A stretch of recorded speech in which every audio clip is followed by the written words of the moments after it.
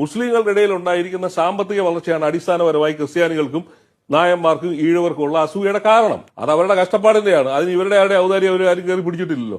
നായാടി മുതൽ നസ്രാണി വരെ. നസ്രാണി എന്തിനാണ് ഇവർ കൂട്ടുപിടിക്കുന്നത്? നസ്രാണിക്ക് ഇന്ന കാര്യങ്ങൾ നിഷേധിക്കപ്പെട്ടിട്ടുണ്ട് നസ്രാണികൾ പറയട്ടെ. അതിനെന്തിനാണ് ഈ ഒരു കെട്ടിന്റെ ആവശ്യം? എന്താണ്? ക്രിസ്ത്യാനികളാണ് ഇവിടുത്തെ എല്ലാം അടിച്ചുകൊണ്ട് പോകുന്നു എന്നായിരുന്നു ആദ്യം വെള്ളാപ്പള്ളി പറഞ്ഞുകൊണ്ടിരുന്നത്. അതിപ്പം മാറി പ്ലേറ്റ് മാറ്റി മുസ്ലിങ്ങളുടെ വിടലിക്കോട്ട് വെച്ചേക്കുന്നുള്ളൂ. ഈ 30 വർഷത്തിലധികമായി ഈ രണ്ട് മഹാന്മാരായ നേതാക്കന്മാരും ഈ സമുദായങ്ങളുടെ തലപ്പത്തിരിക്കുകയാണ്. ഈ മഹാന്മാരായ നേതാക്കന്മാർ എന്താണ് ഈ സമുദായത്തിന് വേണ്ടി ചെയ്തത്?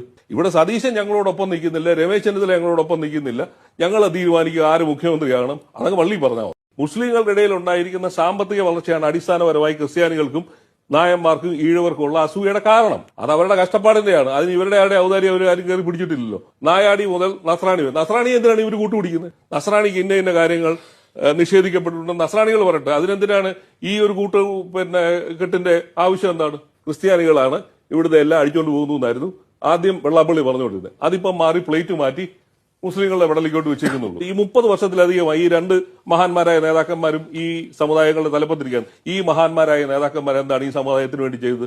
ഇവിടെ സതീശൻ ഞങ്ങളോടൊപ്പം നിൽക്കുന്നില്ല, രമേശ് ചെന്നിത്തല ഞങ്ങളോടൊപ്പം നിൽക്കുന്നില്ല, ഞങ്ങൾ തീരുമാനിക്കുക ആര് മുഖ്യമന്ത്രിയാകണം. അതൊക്കെ വള്ളി പറഞ്ഞാൽ മതി.